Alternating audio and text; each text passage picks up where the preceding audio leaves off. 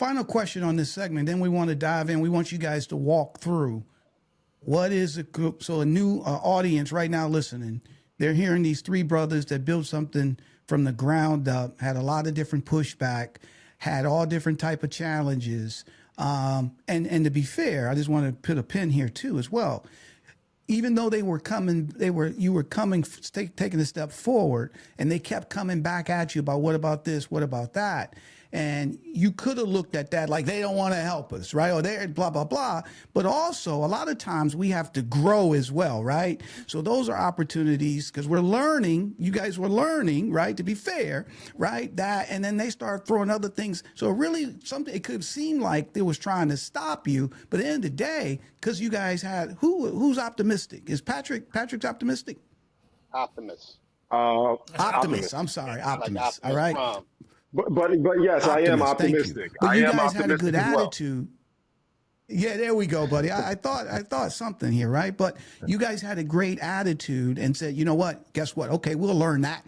We'll do that. And now you're at a level where you've learned so much. So based on that, what would you say to other founders, especially people of color, when it comes to raising capital? What nuggets would you share with them? First thing is first, learn as much as you can. The information is out there. It's absolutely free. It's absolutely free. Kwaz had said something. What was that? I'll let you say, because you said it best. Something about the process. I don't want to mess your words up. What was that? You said to us? You have to fall in love with the process. Because you're going, as long as you believe it, you're going to get to the destination. But it's about the journey of getting there. You got to fall in love with that part, or else you're not going to even get there.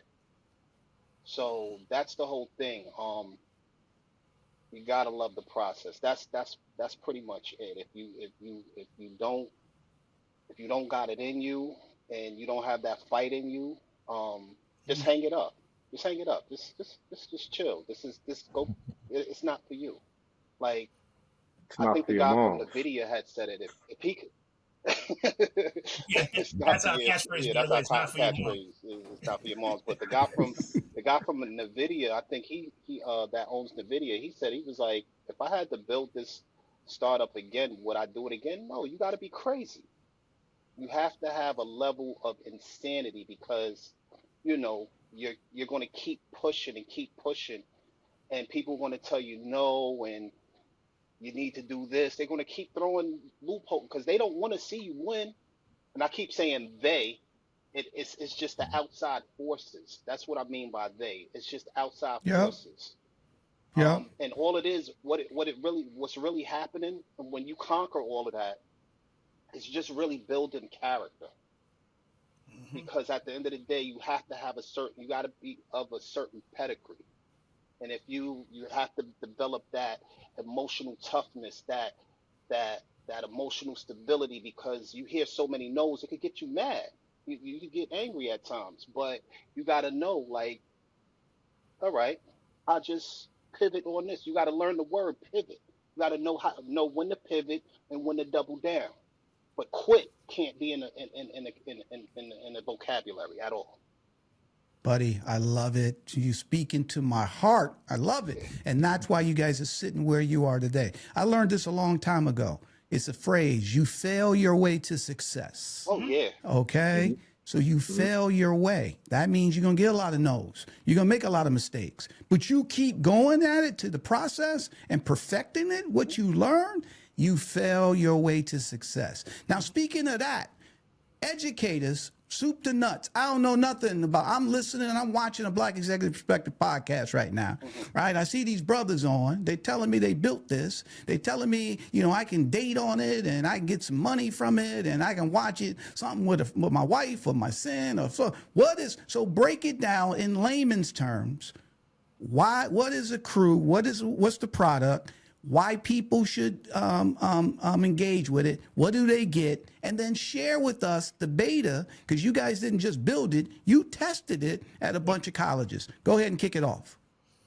Yeah, so to answer it, like you said, in that format, it's real simple. So like if you look at Akcru, we just simplify it like this. So if you think Netflix meets Tinder, but we're smarter, right? So instead of matching people just based on their physical appearance or random swipes, we based it on a particular movie or movie genre. So at the base core, you have a shared interest starting from the inception of a relationship, right? Because at the end of the day, most people are using dating apps and social media in general to see if they can find a spark or connection. So what we did is we simplified it into one application where many of these things are separated. Of course, you have multiple dating apps, and it's within a particular space, a genre, or whatever. Streaming is streaming.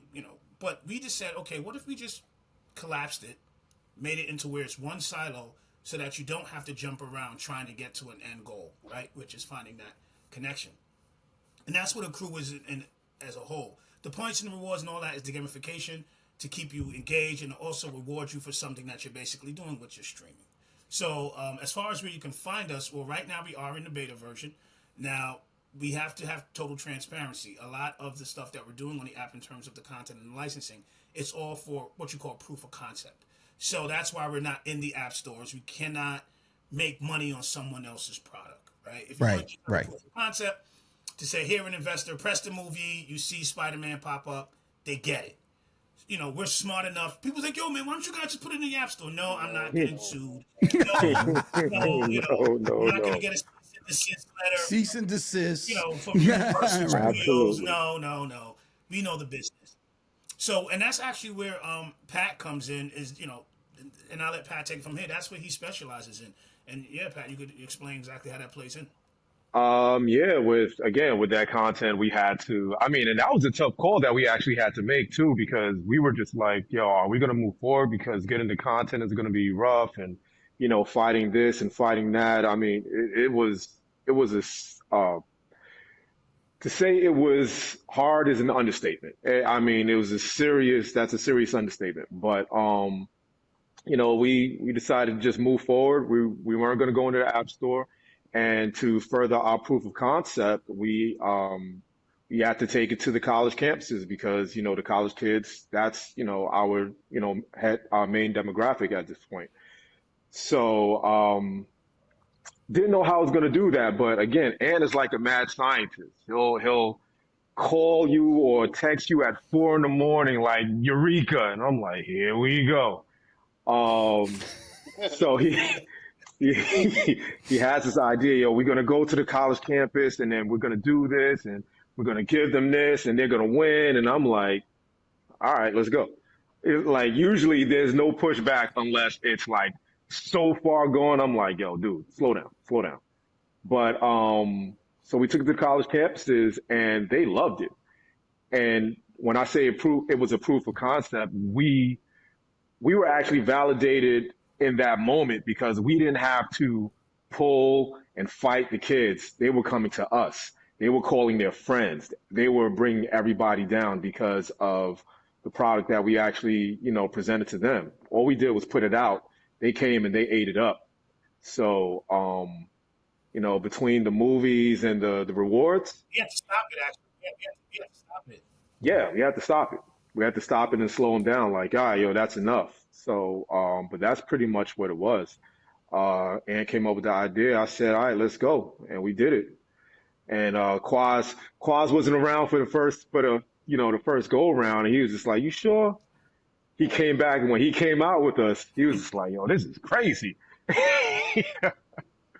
So, but yeah, that's pretty much it. I got to see it. Let me ask you guys this. So, and obviously the reason you didn't put it out because of a copyright infringes, right? Right. So how do you guys overcome that moving forward so it becomes a viable product that you can put out? That's Pat again. Yeah, that's simple. That just comes down to funding. We have ties with the different production companies. All they want is a paycheck. That's easy. Like, all right, we have money here. Take this money, give us a product. We put it up. We can get into the app store. That's literally the only barrier that we have with the copyright infringement. Got it. Just getting the funding. That's where the funding comes in. Yeah, that's where the funding. Got it. That makes total sense. What is FOH? That's Forgive Our Honesty.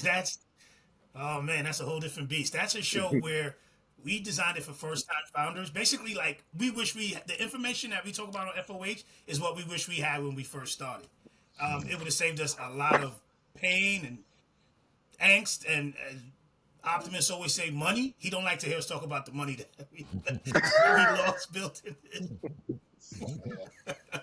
But it's a show designed for first-time founders where we actually talk to angel investors.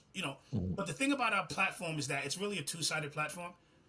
We're always thinking about it from a business position and not just like a podcast that everybody goes like. So it's like one side you have angel investors and one side you have first-time founders. And where first-time founders can hear directly from the angel investors what they're looking for, what their thesis is, and things of that nature. And then the angel investors could potentially source a deal from the different startup founders that tune into the show. So it's basically a two-sided platform, and we're sitting in the middle. So almost think about like Shark Tank, but just inverse. Someone asked me a few weeks ago, "Hey, are you guys making money off the deals yet?" We're like, "No, we're not there yet. Right now, we just want to create the relationships, create a safe space, and then we're the host. But we're not just the host. We jump in the middle of the fight too, and we tell you the truth. Like, your product sucks." Well, that's how So somebody can, so just so I'm clear here, somebody can watch your show and they can learn all the ups and downs that you guys went through. And then they can do, like Chris was saying, a kind of a Shark Tank, right there. And then they can learn. So you guys are passing knowledge back to the community in terms of how to start a business, how to get funding, what to look for, what you got to prepare for, blah, blah, blah. Is that correct? Yeah. Yeah, deeper than that. It's not coming from us. It's coming from the actual angel investor telling you. Right. Because Gotcha. the angel investors, they honestly tell us that founders need to flip the paradigm. They need to let the investors know that this is a great idea. This is an opportunity for them instead of them coming to them like with their hands out. It's like, look, this is a great opportunity for you to actually 10x or 5x or whatever the case may be. You know what I mean? So it's like flipping the script so that the Yeah, we investors, flipped it. the investors know that they're getting something in turn.